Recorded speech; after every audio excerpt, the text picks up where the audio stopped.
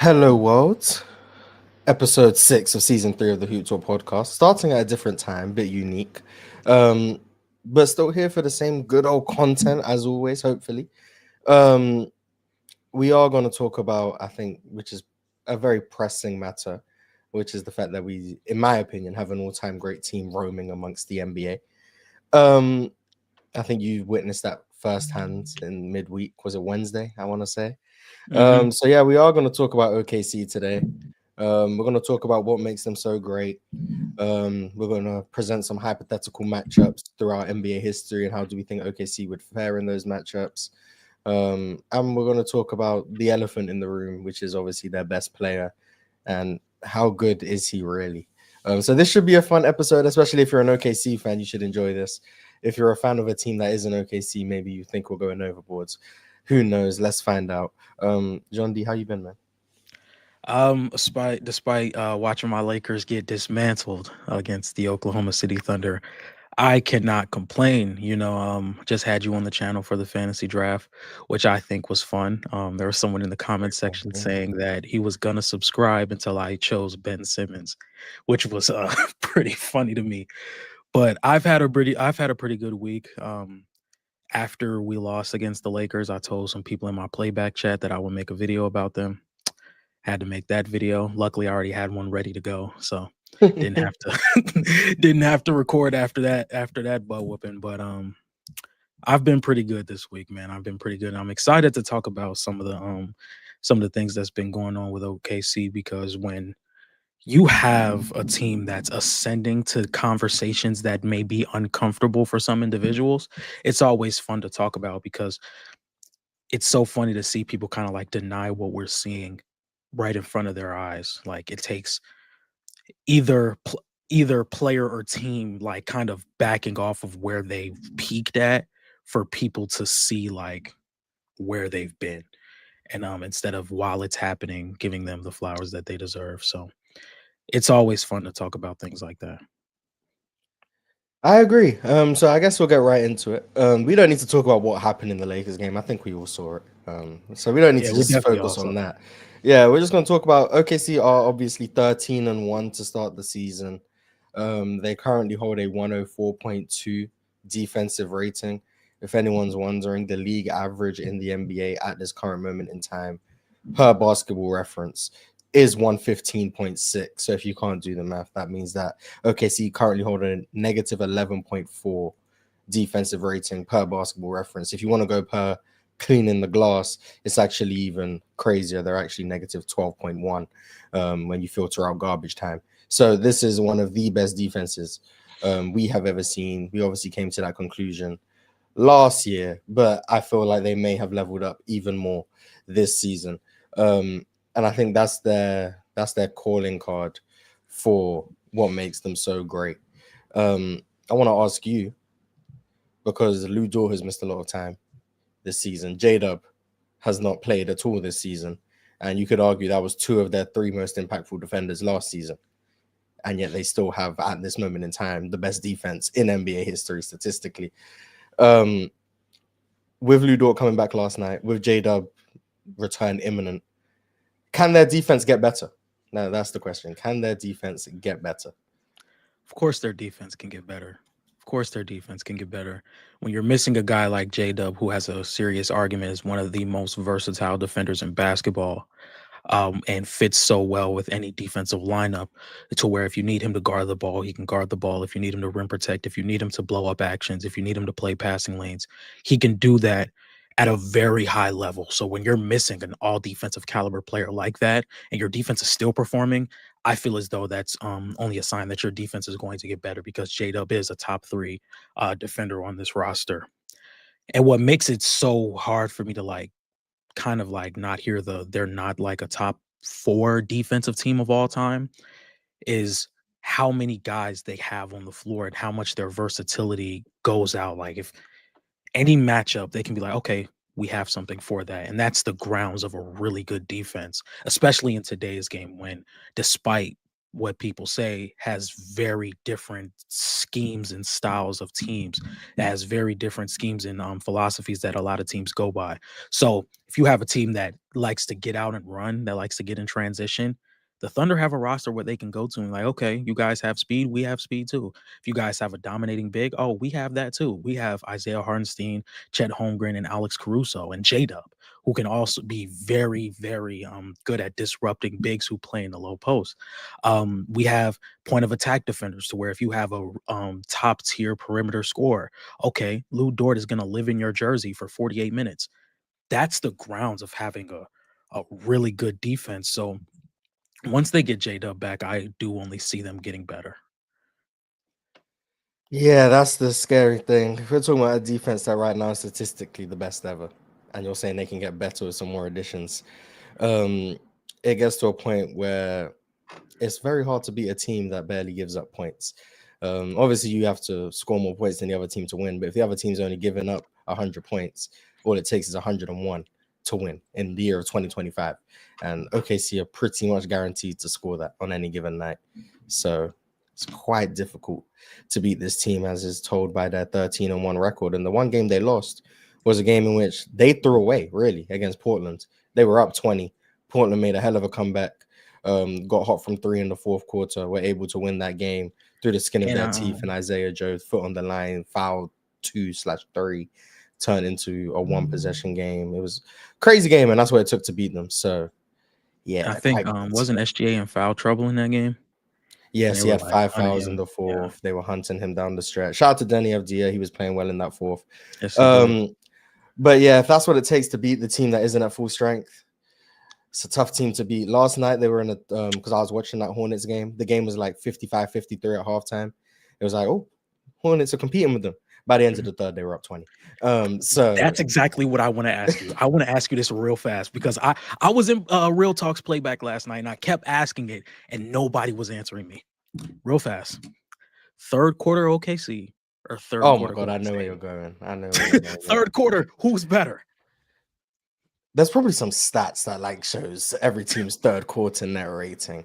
My mind is saying, because it's more loud with Golden State because it's offensive. Like exactly. Golden State would just come out and rattle off like 6 straight threes, and then they would get stops. Whereas OKC was more just like they'll turn you over 3 straight times, and then that's a quick 6 points, and then you won't score, and then they'll get a 3, and it's like, oh, next thing you know, 12-0 run.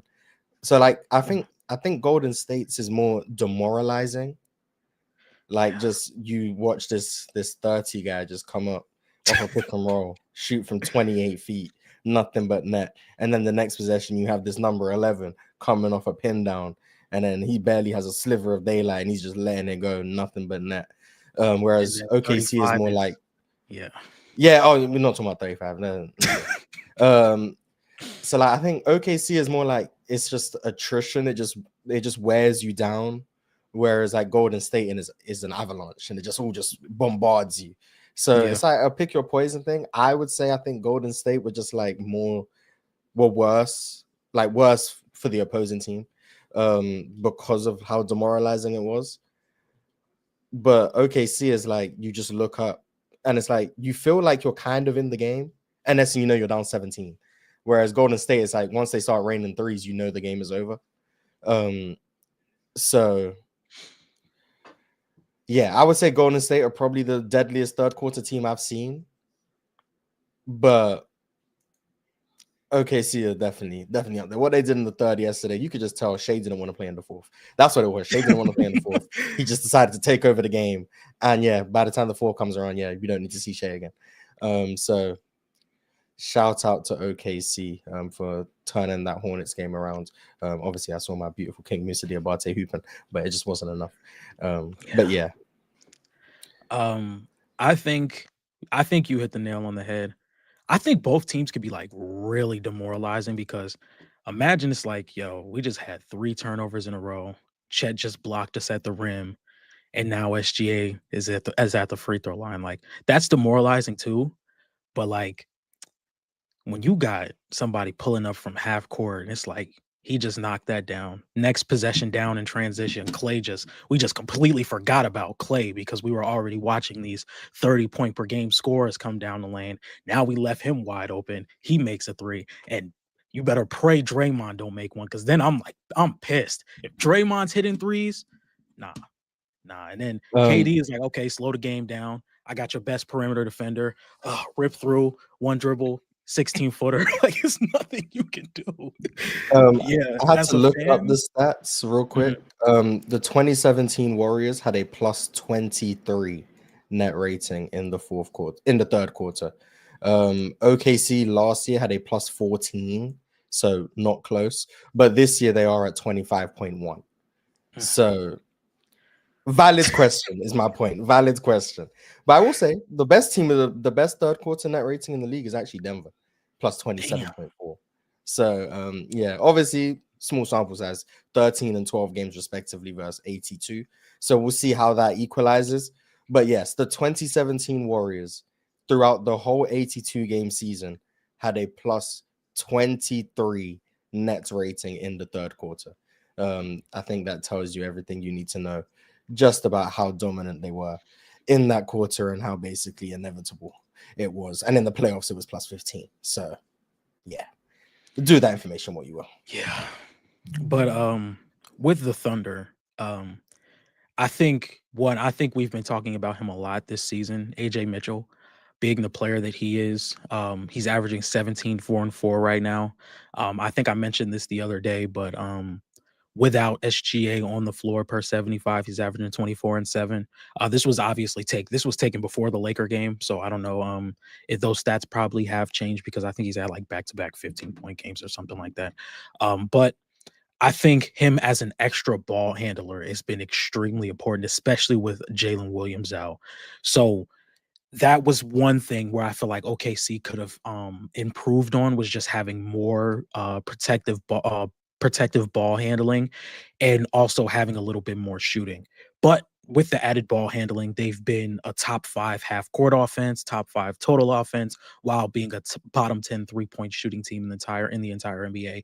And I think that's a testament to, one, how good Shai is, and how good some improvements that these guys have made around the margins. Like Chet Holmgren has been a lot better offensively this season. AJ Mitchell has been a real contributor to this roster this season. And that really just shows how good of a team this is. And I think one thing that plays into how good they can be defensively is they take care of the ball on the other side of the floor. Like if we look at Boston a few years ago, they were the best 3-point shooting team in the league, but they also didn't allow as much threes. So I think that helps with OKC as well. They cause the most turnovers in basketball while being able to take care of the basketball like some of the best in the league. So when you have that constant swing, and it's always like a battle on the margins, that's why they have such a bigger margin of error, where they can go through a playoff run not shooting the best, and they can still win a championship because they're going to force turnovers. They're going to get efficient shots. They have one of the best half-court scorers the league has ever seen, being able to create at the level that he does. We're going to talk about him sooner or later, but I think this OKC team is, I said it on my channel. I think it's inevitable.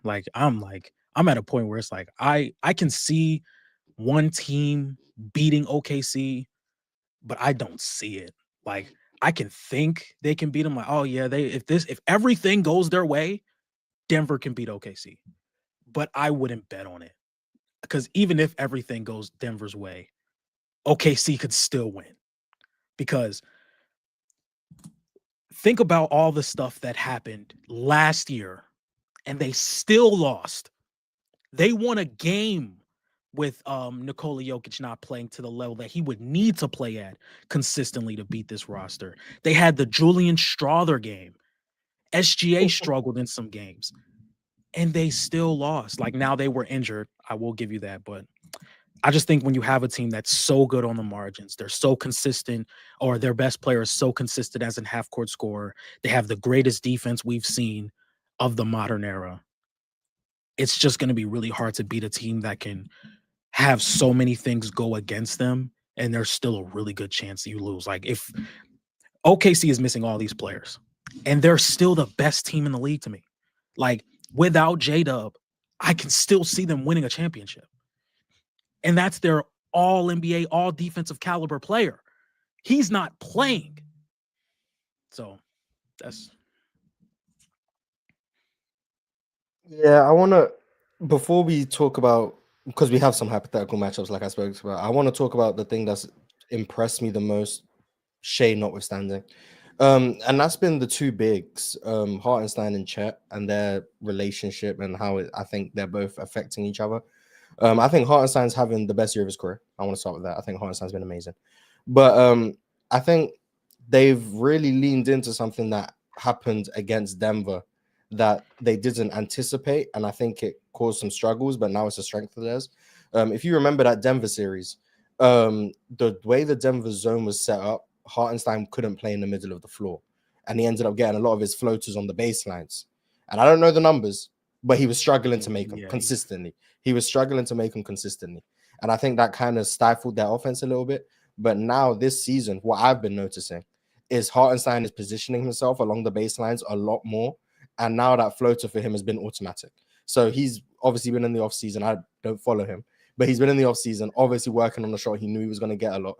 And that floater in the baseline has been automatic. And what that has done is that's opened up the middle of the floor for Chet, where the middle of the floor was usually Shea and Hartenstein's domain. It's now opened up the floor for Chet to play in the middle of the floor. We know he's got his spin counter on drives. We know he's been more assertive on drives. And the biggest difference has been his ability to get 2 feet in the paint and rise up over the top, whether that's with little short jumpers, whether that's getting all the way to the rim with layups. His mid-range game has leveled up immensely. I think I just checked the numbers because someone asked if Chet's a good mid-range shooter. He's shooting 57% on all mid-range shots.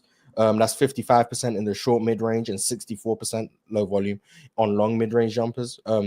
So that Chet middle of the floor stuff that they didn't have last year because of Hartenstein's spacing has definitely opened up Chet's offensive game, and we're seeing him have the best year of his career, in my opinion. Just pure production-wise, Chet is averaging 19 points, 8 rebounds on 58%, basically 39% from three, 87% from the line. Like even last night against Charlotte, he was just very, very, very good offensively.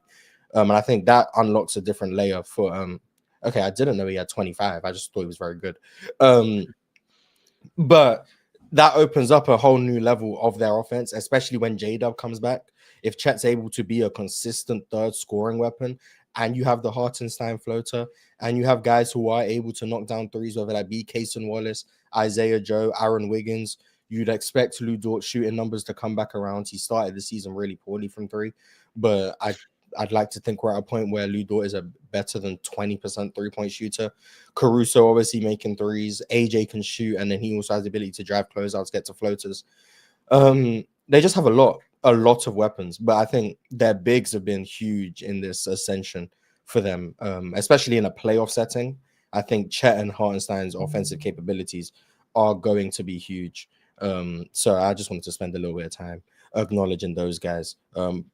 Is there anything you want to say about those two before I read some super chats? I think you bring up a good point because they were kind of like to work together. I think you saw a lot of it as just iHeart and SGA being in the initial action in the middle of the floor and Chet playing baseline because iHeart can make those passes to Chet in the short roll. I think a lot of that was what their main like domain was together on the floor. But now as the floor has been opening up, and we saw it from the very first game of the season, Chet was being able to get to the middle of the floor, rise up consistently, have that little fader and in the short mid range that he can go to, and just being a little bit more consistent with his ball handling because in the postseason, he was not able to put the ball on the floor as consistently, especially against like Indiana or Minnesota. So with him already being like, once again, we've both been pretty high on Chet Holmgren. If you look at TikTok, you'll find that out. Um, but yeah, I think Chet is like on his way to being one of the clear-cut best players in the league if he continues on this trajectory. I've been high on him for the past few seasons now. And with him being able to put the ball on the floor, J-Dub being able to put the ball on the floor, AJ Mitchell being able to put the ball on the floor, Isaiah Hartenstein being as good as he's been, it's going to be really hard for teams to really collapse on Shea when you have multiple guys on the floor that can dribble, drive, and make a play. Whether it's Chet being able to rise up against the defense, and all of them play really good off the ball. Chet plays good off the ball. J-Dub plays good off the ball. AJ Mitchell can cut to the basket. I think all of them play well off the ball and can create on their own, especially against slanted defenses. So that makes the offense much more potent in a postseason series. Like, I don't think zone's going to work anymore.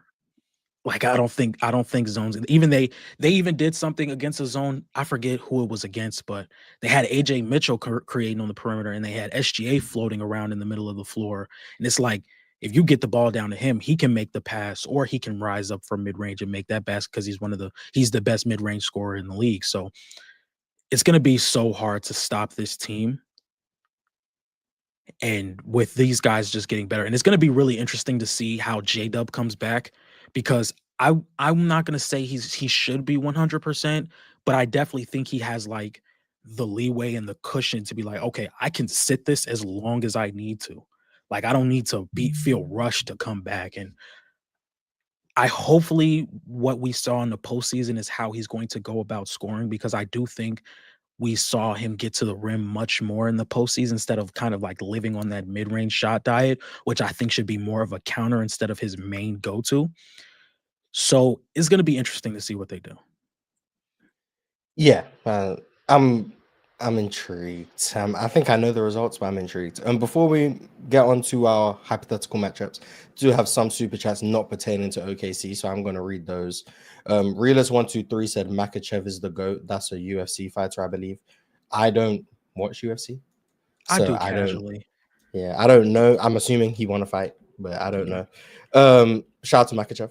Congratulations on facts. your win. And then Jonathan Fraser, this is pertaining more so to you. The topic of the show is OKC, but unfortunately, I don't care.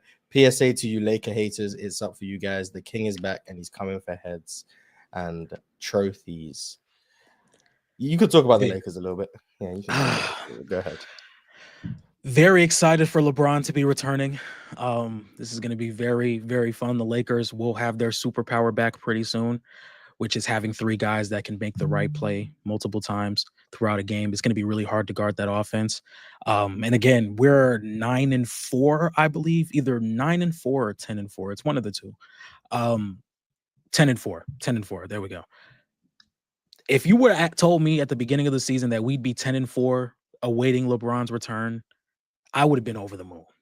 Yeah, again, I'm going to say this now. I'm not expecting this team to win a championship.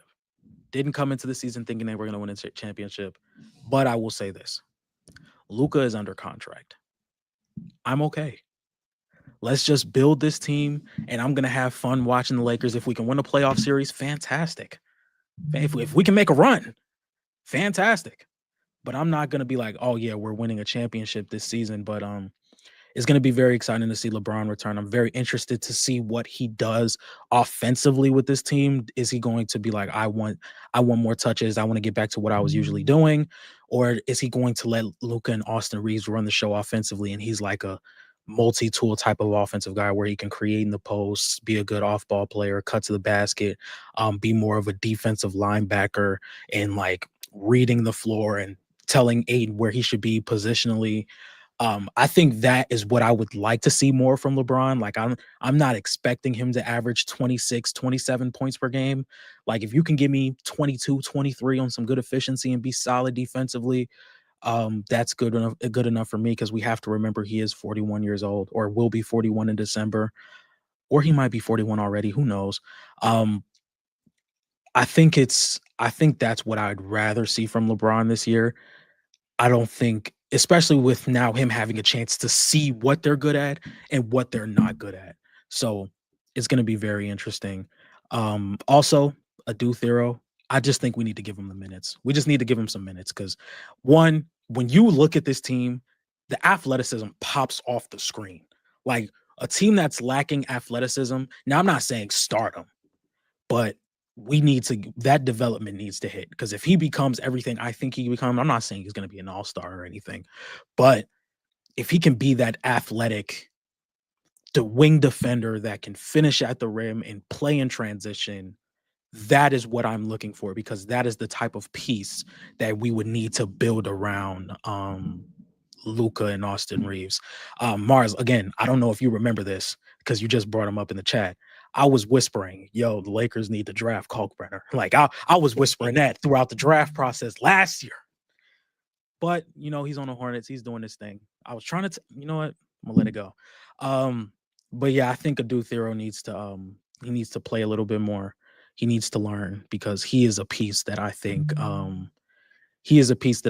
is going to fit long term with this Lakers team. And it's gonna be fun to see LeBron out there. It's definitely gonna be fun to see LeBron out there, and I'm very intrigued to see what he does. That's enough Lakers talk. Okay. On to our hypothetical matchup section. This is just a bunch of teams from the past, not too distant past, where it becomes borderline impossible to compare teams. More recent memory. We're looking in the last 30 years. I'm gonna ask John D whether or not he thinks in a 7-game series who would win, how they would win, blah blah blah, how many games. I'm also going to contribute, obviously. The first matchup I have, we're going to start with NBA champions. The 2013 Miami Heat 2013 versus Miami OKC. Heat. What do you think would happen? It's gonna be fun to see like LeBron play against an OKC defense, because I do think he's going to get dribble penetration. I think a lot of this is up to how Chris Bosh play and how Dwayne Wade play. Was Shane Battier on this 13 team? He was on He this was, 13 team, yeah. yes. He was, I would yes. start him. I would start him. Like, look, we need some type of defensive versatility. I think LeBron is much better away from the ball than guarding the ball. I think with him defensively, his best. To be honest, I put him on Chet. I put LeBron on Chet. Like, look, we're gonna disrupt that. We're gonna disrupt that dribble. And if they want to run pick and roll with Chet or Hardenstein, we can switch it with Battier and LeBron. Have Chris Bosh start at the center. I don't think Ray Allen would start, but it's a tough matchup, because LeBron and that Miami team were a good transition team as well.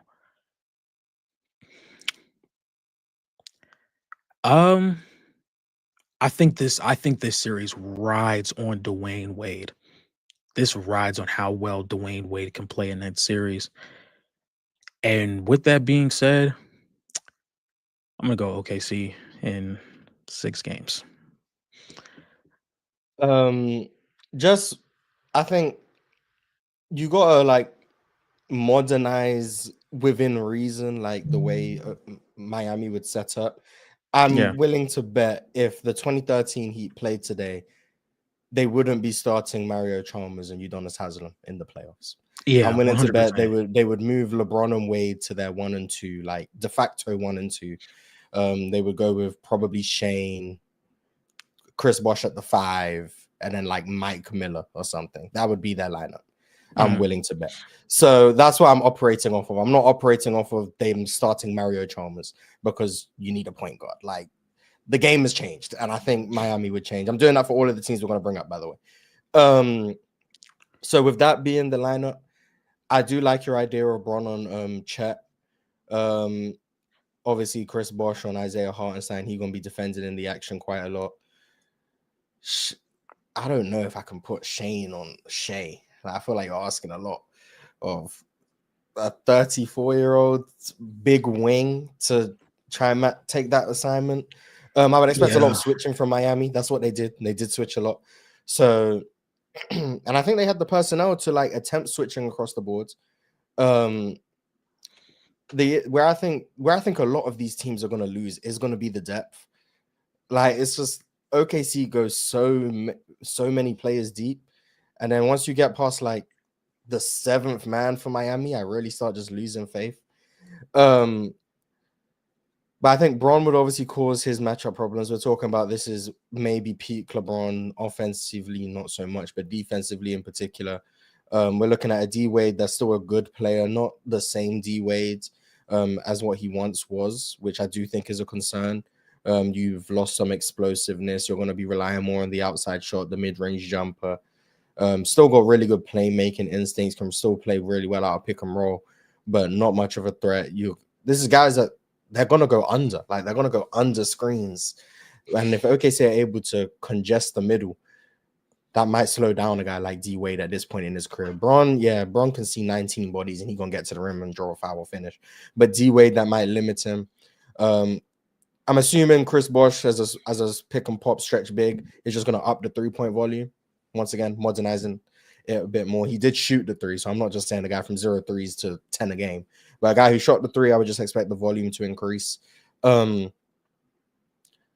just think OKC are the better team, second from top to bottom, obviously, because if I say top to bottom, someone gonna be like, "You're saying Shai better than LeBron?" No. So other than LeBron, I think OKC is just a better team.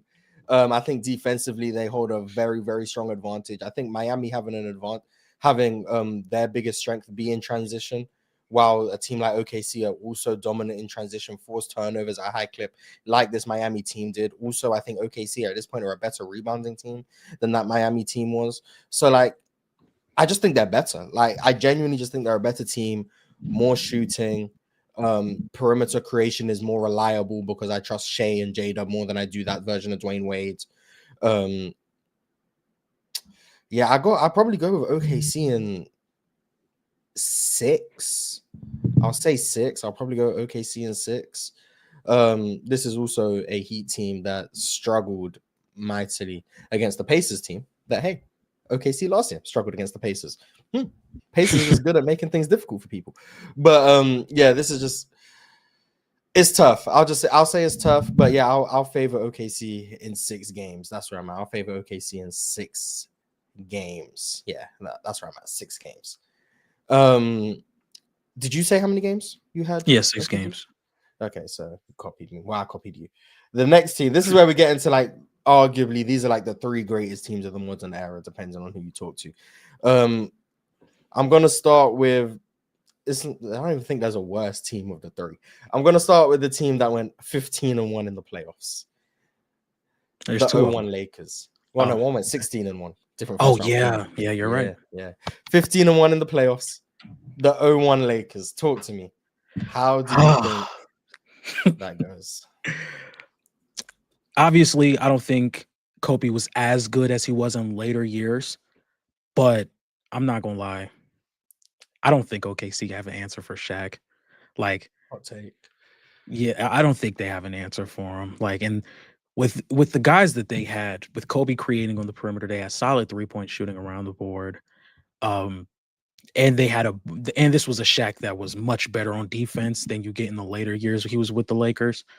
I'm not gonna lie, I got the Lakers. I got the Lakers in this one. It's gonna be a 7-game series. It's gonna be a dogfight.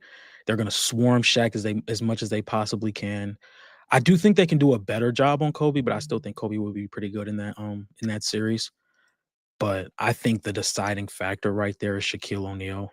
SJ is one of the most consistent half-court scorers in the league.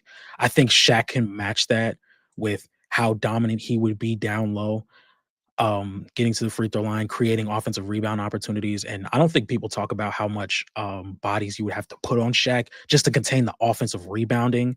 So when he doesn't have the ball, it's like, okay, Isaiah Hartenstein isn't boxing me out. Like, are you gonna send Chet and Dort? You gonna send 3 guys to box me out and let Kobe create on the perimeter with a 4-on-2 advantage? I don't know. I think the Lakers win that one. In about. I don't want to keep saying 6 games, so I'm gonna say 7. I'm just gonna say 7. 6 is the easy way when you say you think the series is gonna be close, but you don't want to say game 7, so you just say 6. It's like close series. Once again, modernizing it. I would assume obviously the Lakers start Shaq, Kobe, Rick Fox would start. You probably start Robert Horry in this context instead of Horace Grant. Exactly. I do think Derek Fisher probably still starts. I don't know if they run with Kobe at the 1. So I'd assume they would go Derek Fisher, Kobe, Rick Fox, Robert Horry, Shaq. That would be the modernized version of the team. Obviously the elephant in the room is Shaq. This is a team that is weird because if you judge the 01 Lakers by like their regular season statistics, they look like just a regular, really good team because defensively they were just coasting throughout most of the season. But then in the playoffs, they were like the number 1 offense and like the number 1 or number 2 defense and just dominated everyone. They shot the hell out the ball from three in the playoffs. I want to say 38, 39%. Once again, a lot of that comes from the fact that when you triple or quadruple team Shaq down low, those kickouts lead to swing opportunities, which lead to wide open threes. I think a lot of that still applies in today's game because you have to quadruple team Shaq, whether that's with Hartenstein guarding him or Chet guarding him. You're double teaming off of one of these shooters. And if we're surrounding you with Kobe, Derek Fisher, Rick Fox, and Robert Ory, all of which in the playoffs, let me check. Kobe was at 32%. His shot diet was a little bit different. Derek Fisher shot 51%. Robert Ory shot 36%. Like, these are guys who will knock down the three. And then, not to mention, you have Kobe Bryant, who, yes, it's not peak Kobe Bryant, but he is still one of the elite shot creators in the league against tight defenses. He's one of those people who, when the spacing is fried and when you need just overall shot making, you go to Kobe Bryant. Not to mention, like, the fouls that you're gonna have to use for Shaq, like, we're gonna see Brandon Carlson in the series.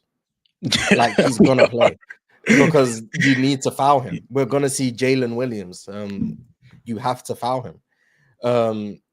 And someone said they're not gonna let Shaq catch the ball.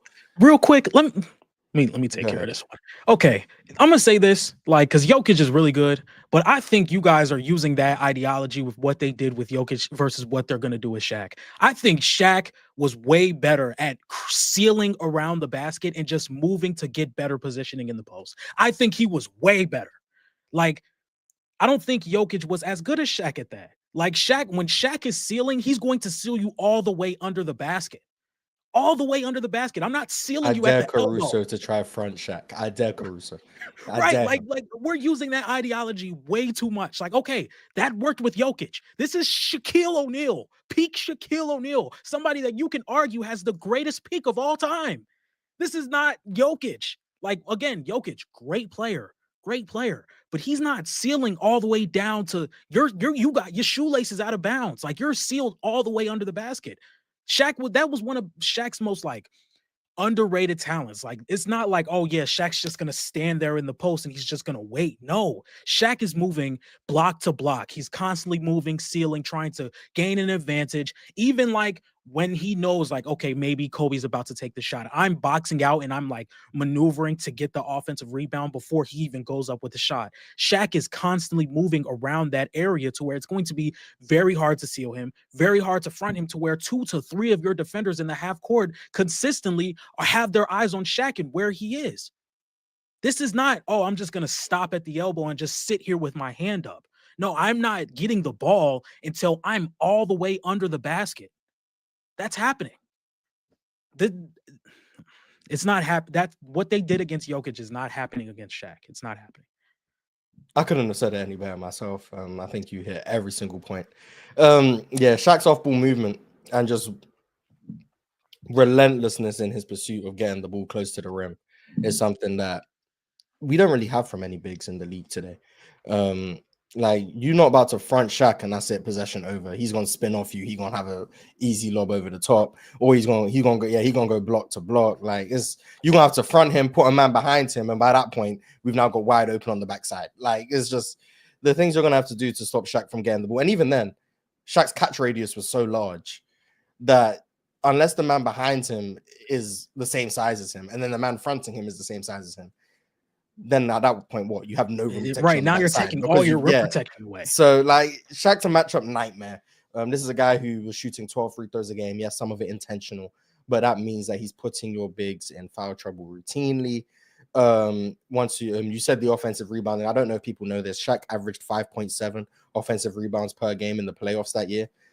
Yes, he is just a walking second chance opportunity, walking free throw, just dominating on the margins, absolutely dominating on the margins. Was an amazing rim protector. Yes, the question, once again, because we spoke about this in the Lakers' favor, the questions defensively for the Lakers: how does Shaq defend in space? Is he going to be stepping up in the pick and roll? My guess would be a lot of pre-switching with the Lakers, trying to keep Shaq as close to the rim as possible. So whether that is Isaiah Hartenstein's coming up to set a screen, Shaq's probably pre-switching of whoever's guarding a Lou Dort, for example, so that Shaq can stay along the baseline, keep him out as much action as possible. OKC are then going to counter that with trying to bring Lou Dort into set screens. There's going to be a lot of chess matches going on so that you can keep Shaq near the rim, because when he's near the rim, he's an intimidating force down there. He's going to block shots. He's going to deter you around the rim because he is the 7'1" behemoth of a man. And then also, how does Derek Fisher hold up defensively in this matchup? Just because of his size, and does he really have anywhere where you can not hide him, but is he able to provide defensive value in rotation in a way that someone maybe bigger could? Because obviously we know that once Shai's driving, if Shaq's away from the rim, you're going to need help side rim protection. Is that Robert Ory? But then you're opening up kickouts, and then OKC are going to play out closeouts really well. Do the Lakers have the mobility to keep up with that? I would say no, because we know Shaq's not going to make second rotations. Is Derek Fisher quick enough to cover that ground? Like, that's where the questions start coming in. Are OKC able to constantly put the Lakers into rotation? He said he had to do the Stockton and Malone pick and rolls. I mean, he actually failed to deal with those pick and rolls. Like, routinely failed to deal with those pick and rolls. But I'm higher on OKC's chances. I do think the Lakers would win. I do think just the physical toll that Shaq's putting on your front line, the fact that you are going to have to go to your weaker bigs, which hurt your lineups on offense and defense because you need to eat up fouls on Shaq, those minor possessions, those 4-minute stints where you need to go to Brandon Carlson because Chet has 3 fouls, Hartenstein has 2 fouls, and now his shoulder hurts because he's been trying to guard Shaq. Now all of a sudden, yeah, we've got Brandon Carlson out there. We've hurt our offense. No disrespect to Brandon Carlson. We're talking about him playing in like high leverage matchups.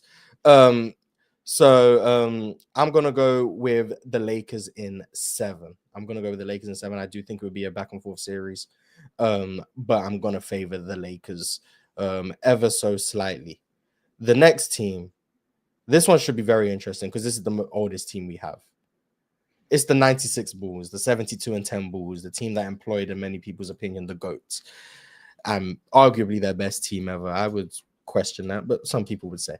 So what's your thoughts on OKC against the Bulls? I think when you look at both of these teams, they do have very similar traits. I think they both have 2 really good scoring guards.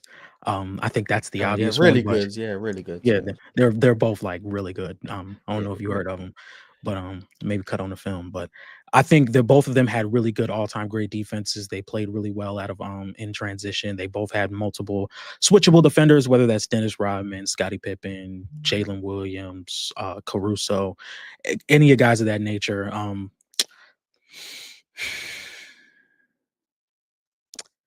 I don't know, man. This is the one where I'm like, I don't know. I'm a little questionable, and I don't want to be hated, but one, I will say I don't think Scottie Pippen has a great series offensively in this series. I don't think he's great in this series. It's because they're going to be able to take that handle away, and then rim pressure is going to be really tough. And he's really going to have to rely on that outside shot. I think the same with Jordan, like in pick and roll, they'll be able to go under the screen around the 3-point line. Now the mid range is a different story, but I think MJ would still be really good in the series. I'm not gonna lie, man. Not gonna lie. Call me crazy. I'm going OKC. And you're gonna do the cop out 6? Yeah, there you go. Okay. This is where I think, and this is why I do relative to error, but we're doing hypothetical matchups. Unfortunately, it's not relative to error. I think we've probably just gone too far back for the Bulls to win. Once again, modernizing the lineup. I would assume that we're not starting Luke Longley and that we are starting Dennis Rodman at the 5. I would assume we're going with Ron Harper, MJ, Scottie Pippen, Tony Kukoc, and Dennis Rodman. I would assume that's the lineup we go to. So we have Tony Kukoc as a ball handler, Scottie Pippen, MJ, and Ron Harper. So we have 4 ball handlers on the court to try and mitigate some of OKC's ball pressure. You have Dennis Rodman as the best rebounder in the series, regardless of size. He's going to dominate on the offensive glass. He's going to dominate the defensive glass. He is going to clean up every miss. I have no doubt in my mind about that. MJ and Shai, they're like really similar stylistically and like what their strengths and weaknesses are, not in terms of like how they play, but like MJ is gonna not turn the ball over a whole bunch. His handle's gonna be secure. He's not gonna waste any dribbles. He's gonna get where he wants. He's gonna be physically overwhelming for like guys like J-Dub, but he's going to be probably quicker than guys like Lou Dort. Even at this age, MJ still had like the best first step in the league, like this side of like maybe Tim Hardaway, Penny Hardaway at this point. But like still an elite athlete. The mid-range stuff was dialed all the way in. Gonna draw fouls. I do wonder what Scottie Pippen would look like in the half court in this series as a scorer. I do think some of his playmaking stuff is going to be really valuable. Very curious to see how OKC deal with a lot of the post-ups that you're going to see, especially when that opens up for like split action and cuts, because you know the triangle. I do think we're going to get to a point where OKC are going to shrink the floor, and Ron Harper's not a threat from three. Tony Kukoc isn't the highest volume three-point shooter. He could make it. MJ, I don't think you can bait MJ into shooting threes at this point. Like, he's not a great three-point shooter. I'm not saying he is, but I just don't think he needs to shoot them at volume because of his ability to work himself to the free throw line, the nail, rise up, once again, the post-up stuff. Scottie Pippen, I do think, would have to shoot threes at volume. Very curious to see how that would look. Dennis Rodman, I do think, can defend like the Hartenstein, Shai pick and roll stuff. That would be very interesting to see if they go to switching or if they're going to keep Dennis Rodman attached and just rim protect by committee. Also, the Bulls can apply a lot of ball pressure, especially with this fast lineup with MJ, Scottie, Dennis, and Ron Harper. They can just swarm you defensively. And I'm very curious to see how OKC's ball handlers outside of Shai deal with that. But it does get to a point where the team shooting 43s a game just has a very big advantage, and I don't see the Bulls being able to scale up their three-point volume in a way that I saw the Lakers being able to do it because of the Shaq double teams leading to swing out opportunities and more willing three-point shooters as opposed to what the Bulls had. So I think the Bulls are just falling victim to playing in the modern era in a team that played 30 years ago. Not because they're a bad team, it's just the game has changed. So also I think 96 they still had the short and three-point line. So even their percentages do with that. Yeah, even their percentages do with that information what you will. So I got OKC. I know there's going to be people in the comments hating, not hating, but definitely disagreeing with me having OKC in this setting. That's why sometimes I'll be scared. I got OKC. I got OKC in 5. I got OKC in 5. I just think that they're the better team for the way the game has gone, modern basketball. Not better team relative to era. That's a different conversation. But obviously talking about a matchup, which means they're on the court together. Unfortunately, evolution plays a part in that formula. I'm thinking it's the 2K. And then the final team. This one I think is the toughest matchup, which is why I saved it for last. I think you know who it is. The 2017 Golden State Warriors. Talk to me. You know, Mars, you know I'm a really big comic book guy. Very big on that stuff. If I could get a time machine or just have some type of reality manipulation where I could see a lot of teams go on the court and play against each other, this would be one of the very first matchups I would watch. You have an all-time great offensive team versus an all-time great defensive team. You have one of the greatest half-court scorers, or two of the greatest half-court scorers of all time, some of the greatest half-court scorers of all time, going against each other. You have versatile defense versus versatile offense. This is going to be a tough series. You have two teams that can play, that can match up against each other very well, that can be very versatile with how they play. If Golden State wants to go small, OKC can go small too. But their center is more mobile than Chet Holmgren. He can be very effective in small ball lineups against Golden State. With that being said,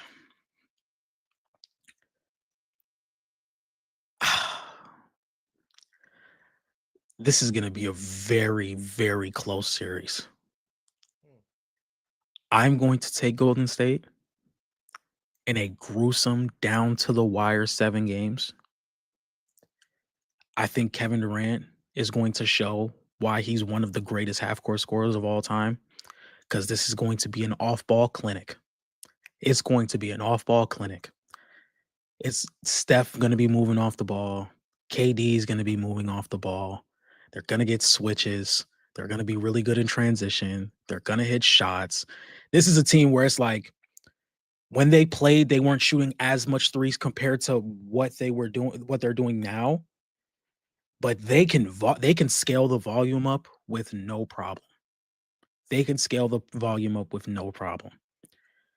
And I don't think the Thunder, they have the personnel, but I don't think they have the personnel to completely throw a wrench in what they're trying to do. I think Steph's going to be really good. I think Kevin Durant's going to be really good. As for OKC, I don't think they have the best answer for SGA. I know Andre Iguodala could get some minutes. Clay could get some minutes. I don't think that's really, especially Clay. I don't think Clay's really stopping SGA. I think SGA would do really good against that starting unit. I think Iggy would have a really good chance of guarding Shea, or a better chance of guarding Shea. Um, I think Chet's, with their size, I think they're going to be able to do something really well against Golden State as well, because how much do you play JaVale McGee and Zaza Pachulia against this lineup? I think they can go big with Chet at the 5 and still keep up with the speed. I think they'll be able to get a lot of turnovers. That's why I think Kevin Durant's going to probably have to play off the ball more. I think Steph's probably going to have to play off the ball more, because I do think that physicality that Lou Dort provides against Steph, especially from this era of Steph where we still saw him like struggle against physicality. And I think he got much better against that in 2021, or towards 2021, where he started to bulk up a little bit more. But I think the depth favors OKC. I think the defense favors OKC. Damn, is OKC winning? I'm still gonna go Golden State in 7. I want to just say, the Houston Rockets the next year did go to 7 with this Warriors team, and yes, the personnel was slightly different, and yes, Iguodala got hurt in the series. I'm fair acknowledging that, but like, their top 7 or 8 in playoff minutes that year were on the 17 roster. Like, they were there. It's pretty much the same team. And the Rockets were able to cause problems because of a switch-all defense, because of high volume threes, because of an elite offensive creator. They were able to push the series to 7. Now, I will say, one thing about that series that's very funny is, for the most part, when the Warriors won, they absolutely blitzed Houston. And when the Houston Rockets won, they won by like 5 points. So, like, you could see, like, the margins were very different for both teams in what it took to win. So I'm not saying, because Houston went 7, OKC would win. I am saying that to say that there were avenues for what made Golden State partially beatable. And someone said the Rockets team designed for them, but my point is, the strengths of that Rockets team that made them designed for Golden State, OKC have those strengths. The switch everything defense, OKC can do that without having a James Harden to hide. They can switch everything. The ability to go small, OKC have that. Yes, I think Golden State have the best small ball lineup with Draymond Green at the 5. That causes problems. But having Chet at the 5 and his mobility, alongside going with a J-Dub, a Caruso, who I expect to play a lot of minutes, a Shai, etc. Like, they can switch everything. So my point is, Houston's strengths and OKC's strengths aren't that dissimilar.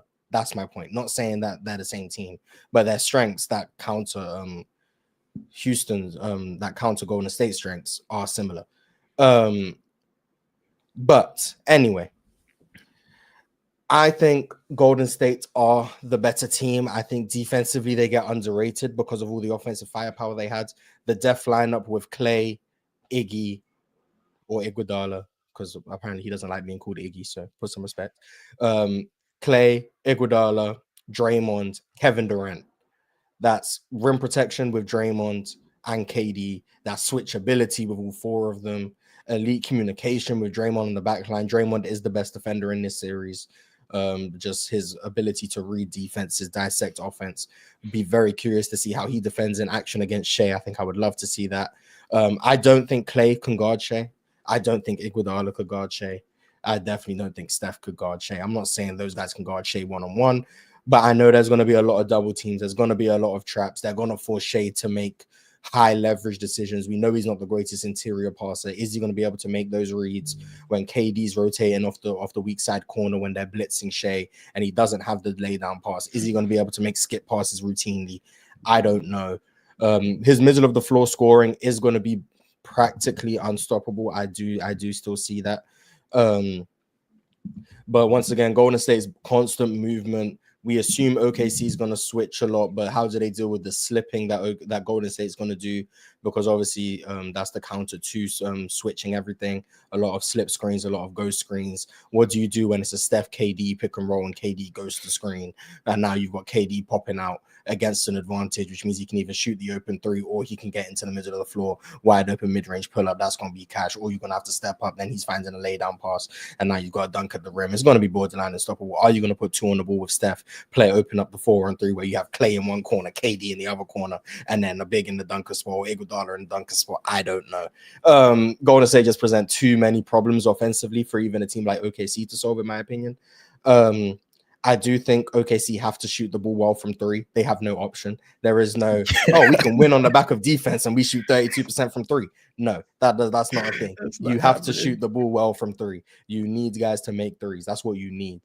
I do think OKC's defense can cause problems. I do think KD is it's weird saying like KD is the X factor, but what I mean by that is his consistent scoring is going to be the floor for Golden State, I think. Just because Steph's game is more volatile. The 17 Warriors had Clay struggle throughout the whole playoffs. I'm not saying assume Clay struggles in this series as well, but I am saying that Clay is a volatile scorer. Draymond isn't much of an offensive threat, especially as a scorer. Neither was Iguodala at this point. They were more so passers and playmakers. I've got Golden State. I do think it is a 6 or 7 game series. I am willing to say Golden State in 7. So I think we're on the same page on that. I am willing to say Golden State in 7. I do think they would win the series. I do think there will be some blowouts. I think there will be a game where Golden State get nuclear from 3 and OKC, quite frankly, can't keep up. I do think there will be a game where Golden State are turning the ball over crazy and Golden State can't keep up. I do think there will be blowouts in this series. But I do have Golden State in a hard-fought 7 games. So, yeah, we both have Golden State. We both have OKC over the Bulls. We both have the 0-1 Lakers over OKC. And we both have OKC over the Miami Heat in 6. I do have one super chat just pertaining to Golden State, kind of. The Trib One said, at what point will basketball fans start saying the Thunder are ruining basketball like the KD Warriors? I will say by next year if they win this season. I don't necessarily think we're going to get those conversations like the Golden State Warriors had because they went and got KD. Like, after beating KD, they went and got him. I think that's what sparked a lot of those conversations. It will be kind of funny to see, like, because people are already getting tired of, because if the draft was tomorrow, OKC has 2 lottery picks. Just going to say that right now. There's some really good defenders in this lottery that can fit right into what OKC are trying to do, but we're going to keep that quiet for right now. Yeah, I think with the draft picks, people are going to start saying like, "Oh, it's either draft these guys or trade for another superstar player," which I don't think they need to do. I think they just need to.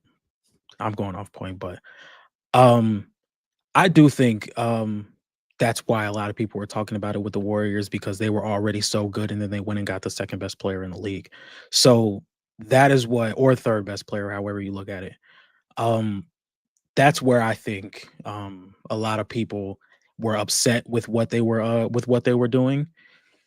I don't think the same thing is going to happen. I think the most with OKC is like, oh, they have all these draft picks and Shai can't stay away from the free throw line. I think that's what people are complaining about. But with any like really dominant team or really dominant player, there's going to be things to poke at and hate about them with people who aren't satisfied. Yeah, I think we're going to get to that realm. I do think we're gonna get to that realm, especially me. Like I'm already halfway there, but I'm gonna stay quiet on that. I gotta be perfect. I'm professional on here. On playback, it's a different story. Okay. Yeah, I think people gonna find a way to dismiss greatness, diminish greatness, act like it doesn't count because they're too good, which always makes me laugh. The idea that winning doesn't count because the team that won is too good, I think, is more of a testament to their greatness and a dismissal of it. But what do I know? I just think it would be more funny. Sorry, OKC fans, if we do all this hyping up of OKC and they end up losing. I think that would be more funny. That'd be crazy. Because then we're These going to see all 73 the Warriors OK, all over yeah, again. all the OKC haters are going to come rising out the crowd. Hey, you guys said they were all time great, and then they lose in round 2 to X team. That would probably be more funny. Hey, but real quick, yeah. hypothetical. Golden State in 2014-15 won 67. OKC won 68. They did. Okay, Oh my God. Okay. Golden State the next year wins 73. OKC this year could win 74. They lose to the Cavs and then go trade for the second best player in the league, Giannis. It could happen. It could be history all over again. 10 years later. Okay, I have a super chat that pertains to the topic that we're going to end the show on. It's from Whoopity Scoopity. Shout out to you. He said, in 2016, Steph sat out 24 quarters. SGA has already sat out of 8. 7 of the 8, he scored 30 plus in 3 quarters. The other one, he scored 28, just for anyone wondering. His 3 has also been better. Sorry, John, but he's coming for Kobe. Yes, the last part of the show is going to be us talking about how good is Shai? Like that's it. How good is Shai? Because I've been on the side of I think Shai is getting underrated by at least in the communities I'm in. I think he's being underrated. Because of how good his team is. I think people are dismissing his greatness or not giving it the proper credit it deserves, in my estimation. I know you've been more towards that side than my side of things. But I think you've been appreciative of Shai, but you've been definitely more towards that side. Definitely been quick to brush off certain conversations. I want to ask you, how good is Shai? I'm just gonna ask you that flat out. How good is Shai?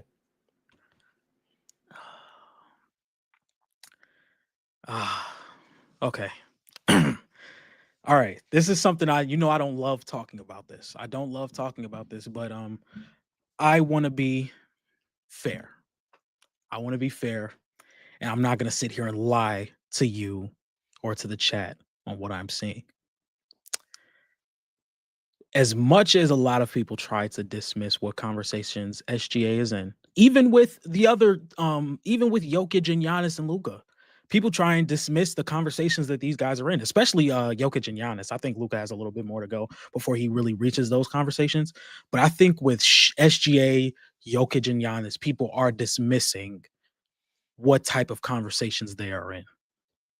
With that being said, this is one of the greatest guard peaks of all time. From what we've seen last year and what we've seen to start this season, this is one of the greatest guard peaks of all time. One of the greatest guard peaks of all time. And last year, I used to get very upset when people compared him to someone that I hold dearly in my heart. I will say this. I'm not as upset anymore. When people want to say, you may think he's peaked higher than Kobe Bryant, I can see the argument. I can see the argument. Will I choose it? Will I choose him over my beloved? Never. Never happening. Never happening. He can average 40. I don't care. But that's because I'm a Kobe guy. I'm a Kobe guy. But what we've seen from SGA, this is one of the most consistent half-court scorers the league has ever seen. He's gotten better as a pull-up three-point shooter this season. He has one of the best handles we've seen as far as just not being able to turn the ball over, getting to his spots consistently, being able to play out the post, finishing around the rim to the level he does. I think it's like back-to-back seasons or maybe 3 seasons straight where he's finishing around 70% around the rim, and the ability to get there, have the angles that he can take to get to the basket, being able to finish through contact, being the best mid-range shooter in basketball. This is one of the greatest scorers of all time. And it is, I'm not a guy that is one of those guys where it's like diminishing what SGA has done. I think I've been pretty consistent saying Shai is playing at an all-time guard level, but I have been very dismissive when comparing him to Kobe. And I'm not mad at the comparisons anymore. I'm not mad at because Shai's playing at that level. Shai is playing at that level. And let's say he wins another MVP, Finals MVP, and championship this year. It's going to be very hard to keep him away from those conversations. We just saw a center averaged a 30-point triple-double. We've seen a power forward who can't shoot average 30 for damn near 5 seasons straight. We're watching a guard shoot average 34. We just watched a guard average 34, 9 and 9 and shoot 38% on 11 threes a game, which majority of them are off the dribble. We can't keep dismissing what we are watching. We cannot. There is a 7'4" basketball player doing 360 layups. What do you mean? What do you mean we're going to keep denying these guys of the conversations they are in? They're like, that's okay. I've always been like, these guys are all-time greats. I have not dismissed what Shai has done. He was on my top 10 point guards list. He was on my top 10 point guards list. Yeah. So was Luka. So was Jokic. So was Giannis. I've never been dismissive of what these guys are doing. Maybe I have a little bit of bias when it comes to Kobe. But I'm personally higher on Kobe than a lot of people. And that's okay. Because Shai's in those conversations. I think he's in those conversations now. And by the end of the season, it's going to be even uglier.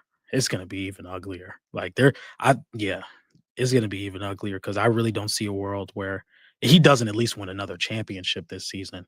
Like for example, Mars, I don't know if you were doing this at the time. I don't know if anybody else remembers, but in high school, when the Warriors were doing their thing, because the Warriors, they got Kevin Durant when I was in 8th grade. And we used to go around the lunch table and talk about every other team except the Warriors. Because it's like, bro, we know what's happening with Golden State. Let's talk about these 17 Spurs with Kawhi and LaMarcus and how they have a chance against this Warriors team because they just have a shot. They have a shot, bro. Or let's talk about how good LeBron is and he did it last year. So why can't he do it this year? We know what's about to happen.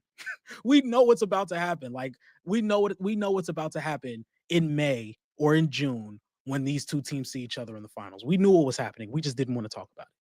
We just didn't want to talk about it because I think OKC is in that realm, and I think Shai is in that conversation of being one of the greatest guards of all time, one of the greatest scorers of all time, one of the best guard peaks of all time. So, yeah, I can understand the comparison now. Last season, I did get a little emotional when people are like, oh, yeah, like this guy's just higher than Kobe. He's better than Kobe. I still don't agree, but I won't get upset at you for making those comparisons now. Yeah, that's perfect. Yeah, as a guy that watches Kobe before bed every night.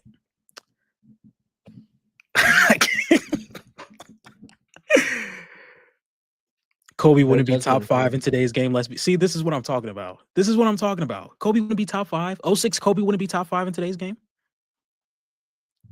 So 06 Kobe's not better than Wemby. That's what's being said. I think 06 Kobe's better than Luka. I think he's better than Wemby at this point. I think he'd be top 5 in today's game. But you know what? It is what it is. Yeah. If you want to have SGA in those conversations and compare him to Kobe, I will hear you out because it's getting to a point where I can't keep denying what I'm watching. Cannot keep denying what I am watching from Mr. Shai Gilgeous-Alexander. Can't do it. This reminds me of last season when we did like a 30-minute Jokic segment at the end of like our top 10 centers list. Yeah, I mean, I've been on the Shai side of not really, because the Shai side of things say he's the best player in the world, and I'm not sure I'm there. I think my opinion on the best in the world has been quite solidified for a few years now. Maybe I need to get off of it. I don't know. But I think Shai's amazing. I think I said it a couple weeks ago on here.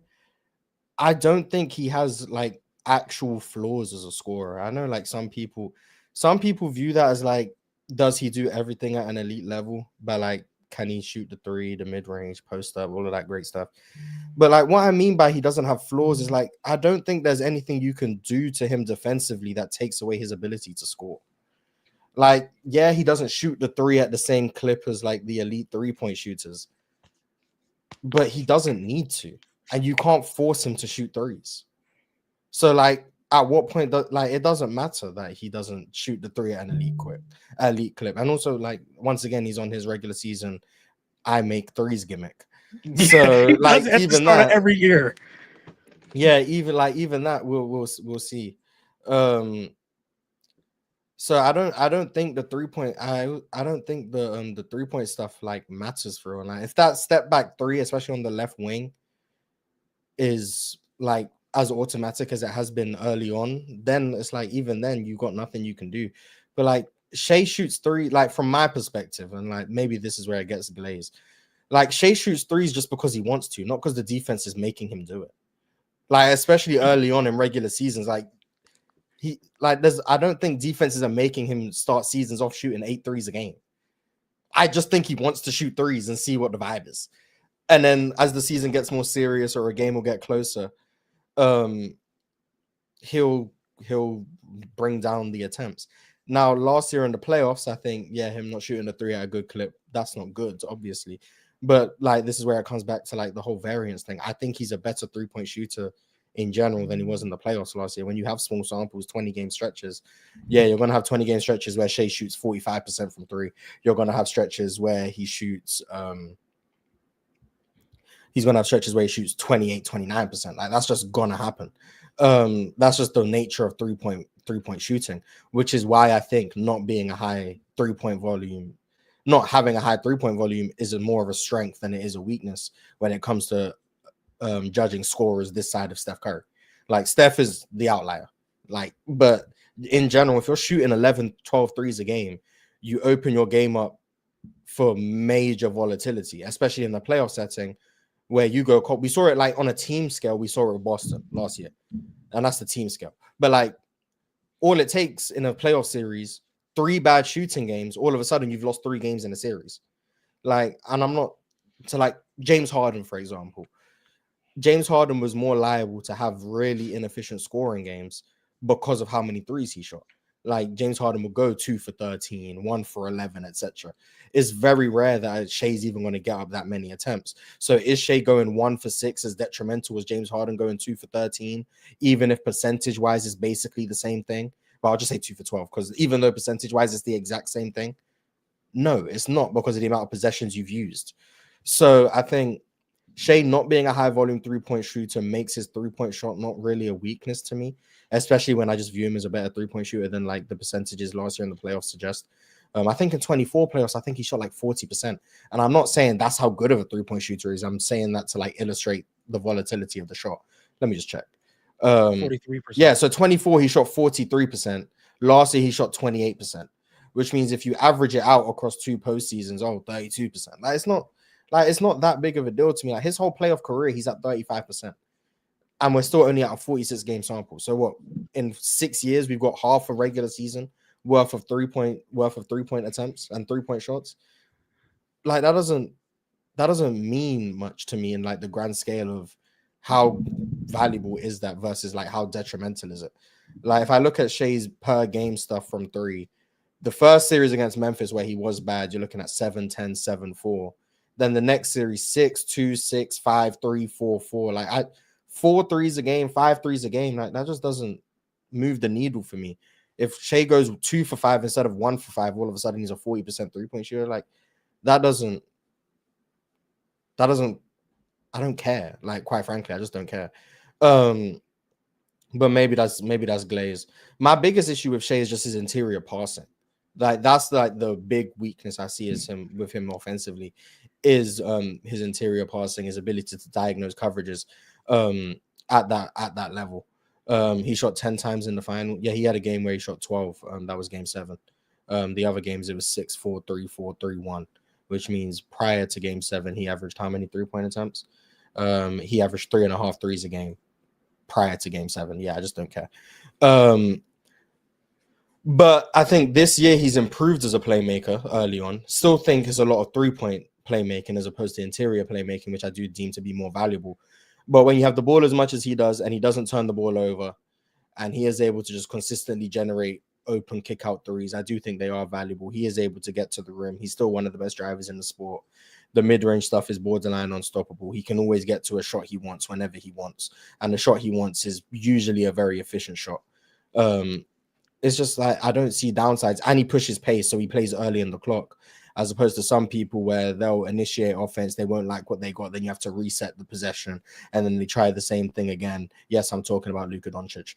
That I just knew you were talking about him. that just leads to more situations where you're running late clock offense and you haven't really got anything. Whereas Shai is pushing so early and often that even if you don't like Shai's first attack, you're now getting into your second action with 16 on the clock as opposed to 5 because you've actually decided to increase tempo. And then he draws fouls and makes them at a 90% clip. So that's elite value. I don't see downsides to him as a scorer. And when you don't have any downsides as a scorer, like playmaking like just naturally comes in the sense that because you have to tilt your defense so heavily towards him, he's naturally going to create a lot of opportunities for his teammates without being the generational passer playmaking talent of like a Jokic, a Luka, a Steve Nash. He's never going to see the floor the way they do. He's never going to do it. But because of how much he tilts defenses and because he does it without needing to run pick and roll as well, the coverages you are forced to exert on Shai automatically give up soft spots that once he can exploit them. And this is the other issue in terms of like his game-to-game processing is great, but his in-game processing I do still think needs work. So once you start loading your defense in those ways, once he sees that for a game and you run the same coverage again, he's going to figure it out because the soft spots are going to be there inherently because of how you have to tilt your defense towards him and because he does it without ball screens. Because the way ball screens work, in my opinion, is like they have like telegraphed coverages, and that's why James Harden was like one of the best pick and roll ball handlers ever, because like he just knew how pick and roll worked. He mastered it basically. You put 2 on the ball, the pocket pass is there. If you tag over from the weak side, I got the skip pass. Like he understands pick and roll. But the coverages are all going to be telegraphed, which means once you start scheming in the playoffs, teams can get more keyed in on that. As opposed to with Shai, without requiring a ball screen, the coverages are inherently going to give up soft spots because you have to adjust to him on the fly and because you can't have 2 on the ball without the ball screen, which means you're either just sending telegraph doubles or you're having to zone up on the backside. Like it's a bunch of different things that like is inherent that comes with pick and roll stuff. It's why I like question guys like Jalen Green and Zach LaVine's ceiling as offensive creators because of how pick and roll reliant they are. But I just think offensively he's in like the next tier down. I don't think he's Steph, Magic, Nash FC. I don't think he's those guys. But that next group down, yeah, I think he's with them. Like whoever you think is in that next group of offensive guards, James Harden, Kobe, Luka, who else would be in that like that group? James Chris Harden, Paul, Kobe, Luka, Chris Paul. I like don't think those you're bringing guys. Jerry West into this. I'm not, but he would like him, Oscar, like those guys. Like he's in that group for me. That's the tier of offensive like guard he's in. And then defensively, especially this season, he's been legitimately really good. Now, yes, is he benefiting from the fact that he has like the best defensive sporting cast we've ever seen? Absolutely. But he's also been really good on the ball. His hands have still been great. He still provides rim protection. He's been more engaged as a defender. Like being a legitimately positive defensive player while being a tier, in my opinion, tier 2 offensive guards, and the tier 1 offensive guards are like 3 of the 7 best offensive players ever. We're talking about an all-time guard peak. Like I just think we are. And I don't think he peaked higher than Steph. I'm not ready to say that. So I'm not with the best guard peak since MJ stuff. Like I'm not doing that. But like other than Steph, like I'll even listen to the Steph conversation. Like I'll hear it out and I think people could make compelling arguments. But like I'm listening to Shai Kobe. I'm listening to Shai Wade. I'm listening to Shai Harden, Shai Luka. I'm probably at the point where I just think Shai's better than Luka. Like that's probably the first time I've said it because like on PC, I just stay out of the conversation and just say we have the top 4 and that's Jokic, Giannis, Shai, and Luka and leave it at that. But yeah, I'm probably at the point where I just think Shai's better than him. But it just doesn't. I don't know. I think it's because he doesn't have like. It's not a PRA thing. I don't think it's because he only averages 6 assists. I think it's because so many people view offense as scoring plus playmaking equals offense. And I think that's just a gross like simplification of like scoring value alone can make up for so much playmaking, and scoring value is so much more than just points per game plus efficiency. Like two players can average 32 on 63 true shooting, but one can be just the miles better scorer, in my opinion.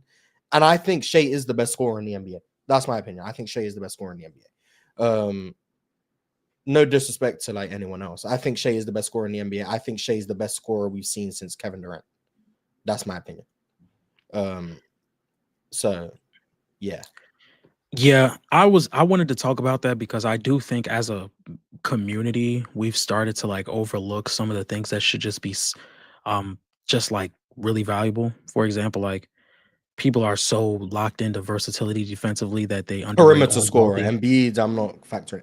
Perimeter scorer. I think people like are so like bought into versatility that they undervalue just being able to contain the ball. People are so locked into versatility, rim protection is like they underrate just being able to contain the ball and play on the ball. And people are so locked into versatility on the offensive side, playmaking, off ball scoring, that people just undervalue scoring the ball. That's why a lot of people will look at shit, because some people, like you said, just look up efficiency, points per game, assist, offensive player. Um, not gonna lie. This is where we can be in a safe space and we don't have to let our biases like. I do think Shai is better than Luka as well. I've had that thought for a while now. I just with Luka, once again, fantastic pick and roll ball handler, one of the greatest of all time, one of the best in the league, if not the best in the league. Has a counter to every single pick and roll look you could give him. One, again, I just don't think he's as potent as a scorer as Shai. And then we kind of just look off the defense as well. I think Shai's better. It's gonna be easy because now I'm gonna be called a fake Laker fan, all that stuff. But I am, and again, I'm pretty comfortable with it as well. I'm pretty comfortable thinking Shai's better than Luka. Yeah, sorry, Luca FC. I think Luca's amazing, but I mean, like, I also don't think it's crazy to say Luca's better than Shai. Like, I'm still gonna stay out of the conversations in general because I think most of them just end up devolving into hating on both of them when like they're both all-time greats, and it turns into Shai could never do X or Luca could never do X. And it's like, well, okay, whatever. So I'm gonna still stay out of the conversation. So shout out to the 240 people in here. You guys have heard my opinion. I think Shai is the better player. I'm never gonna bring it up. Like once again, I have my top 4: Giannis, Jokic, Shai, and Luca. That's about as far as I'm going. But yeah, I just think, you know what? Why not? I think Shai is better than these guards in the 21st century. I think Shai is better than James Harden was. I think Shai is better than Luka Doncic. I think Shai is better than Chris Paul was. I think Shai is better than Steve Nash was. I think Shai is better than Jason Kidd was. I think Shai is better than Russell Westbrook was. I think Shai is better than Damian Lillard was. Any other guards I'm forgetting? Irv. If you want to He's throw better than Kyrie Kyrie Irving in there. was.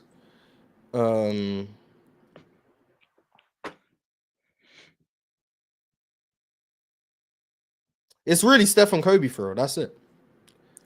Yeah, and to be honest, Even like, peak for peak, I'd be willing to.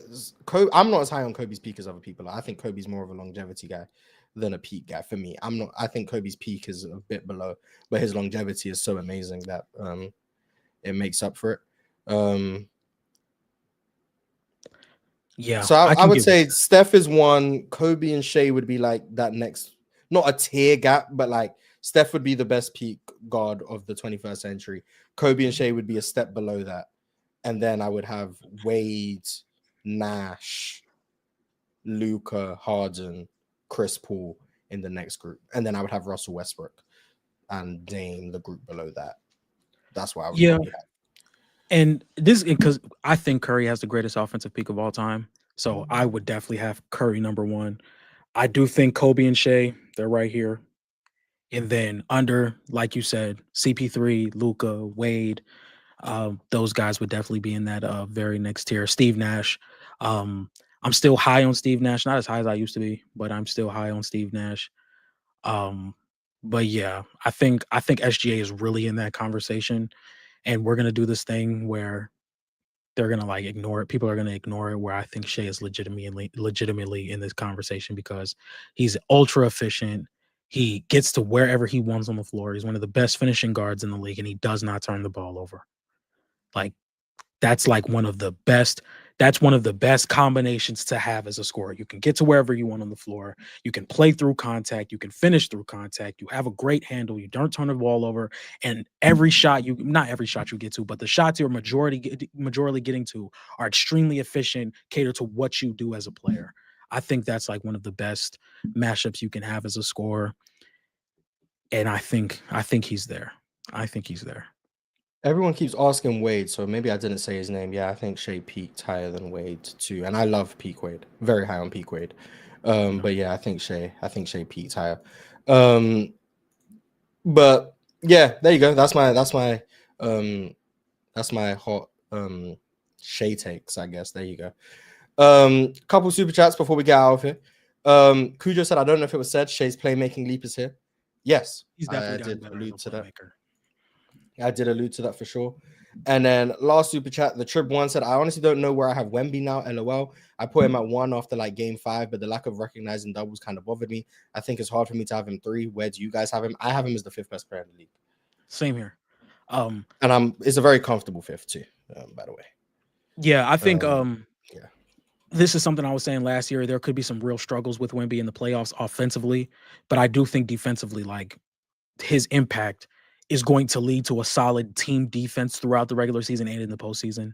With being able to take away the rim at the level he does, and just shut down different sections of the floor with just standing in one spot.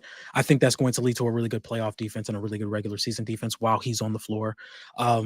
Teams against San Antonio take a lot of mid-range shots, and they're some of the most efficient percentages around the rim as well. I think that's a really good um what am I looking for? Really good recipe to have in the postseason, especially against some of these teams that they might see. Like there's a lot of teams where I think if they're not going to be able to get to the rim or finish effectively around the rim, they're going to have a really tough postseason. If they see the Clippers in the postseason, if they see the Trailblazers, the Rockets, the Warriors, I think a lot of these teams could have really tough times against San Antonio in a postseason. But that's what leads to me thinking they can win a playoff series, and I wouldn't be surprised if they went on a run to like a WCF or conference finals, but a WCF or a really tough second round out. So I would still have them at 5th. Yeah, I would have him 5th. That means I would also have Luka 4th if you haven't done that logical deduction. I also have Jokic at 1. So there you go. You know my 1, 4, and 5. Anyway, that does just about bring us to the end. John D, where can the people find you? You guys can find me over at the Buzzer Sports. You guys can find me at the Buzzer Room on Playback. College basketball is ramping up. Very excited. I just dropped my first film breakdown on Luka Doncic playing over at Virginia Tech. Will say not as high on him as I was when I first saw his highlight tape. I covered that in a 12-minute video breaking down his first 2 games that I watched him play. Very talented, but there are a few concerns I have with him. Just dropped a fantasy draft with Mars, Low, Gifted, and Real Talk. That was very fun. A lot of the things I was saying in this video, I also said about OKC on my channel as well. Just dropped that, and I talked about the Pistons.